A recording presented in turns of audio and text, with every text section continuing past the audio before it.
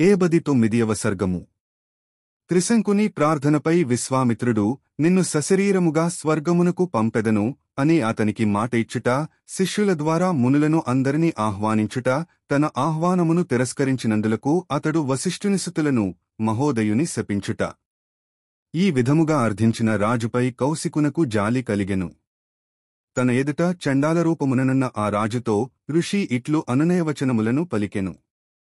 నాయనా, ఇక్ష్వాకువంశ నరేంద్ర, భయపడకుము. నీవు ధర్మాత్ముడవని నేనెరుగుదును. నీకు నేను అండగానుందును.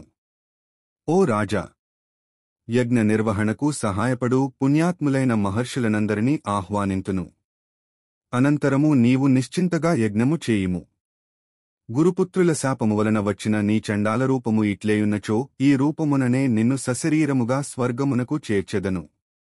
ఓ నరేంద్ర, నీవు ఈ కౌశికుని నా కడకు వచ్చి శరణుజొచ్చితివి కనుక ఇక స్వర్గము నీ చేజిక్కినట్లే యని తలంతును.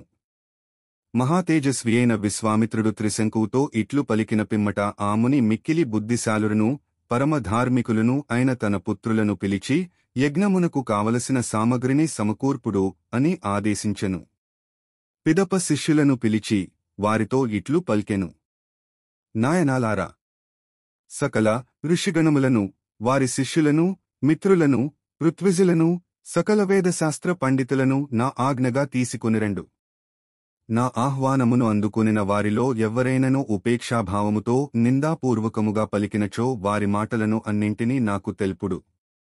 విశ్వామిత్రుని శిష్యులు ఆయన మాటలను విని ఆజ్ఞను శిరసావహించి అన్ని దిక్కులకును వెళ్ళిరి.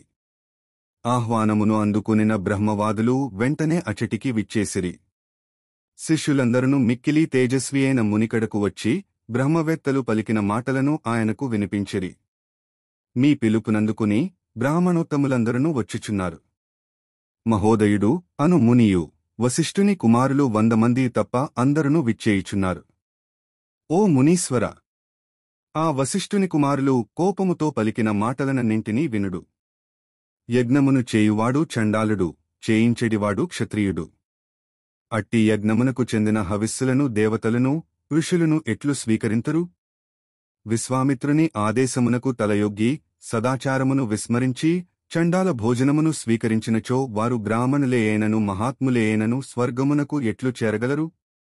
ఓ మునివర, మహోదయుడు, వశిష్ఠునిసుతులు మొదలగు వారందరూ కన్నులెర్రజేసి ఇట్లు నిష్ఠురముగా పలికిరి. అంతట విశ్వామిత్ర మహర్షి వారి మాటలను విని క్రోధముతో మండిపడుచూ కన్నులెర్రజేసి ఇట్లు నుడివెను. తీవ్రముగా తపమునాచరించుచు పవిత్రముగానున్న నన్ను ఈ విధముగా దూషించిన ఆ దురాత్ములందరూ మసియైపోవుదురు. ఇందు సందేహము లేదు. నేడే వారందరూ యమపాసముచే నరకమునకు ఈడ్వబడుదురు. ఇంకను 700 జన్మల వరకు వారు శవములను భక్షించుచు బ్రతుకుదురు. మరియు వారు ముష్టికులు అను హీనజాతికి చెందిన క్రూరాత్ములై కుక్క మాంసమును తినుచు జీవింతురు. వికృత వేషధారులై నీచములైన మాటలతో చేష్టలతో ఈ లోకమునందు సంచరించుచుందురు. దురాత్ముడైన మహోదయుడు సజ్జనుడనైన నన్ను దూషించెను. కనుక అతడు కిరాతుడై జనులందరిచే దూషింపబడును. కఠినాత్ముడై ఎల్లప్పుడూ సకల ప్రాణులను హింసించుచు చంపుచు బ్రతుకుచుండును. అతడు నా శాప ప్రభావమున చిరకాలము దుర్గతుల పాలగును.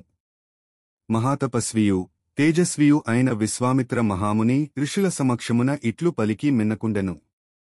వాల్మీకి మహర్షి విరచితమై ఆదికావ్యమైన శ్రీమద్ రామాయణమునందలి బాలకాండమునందు 79వ సర్గము సమాప్తము.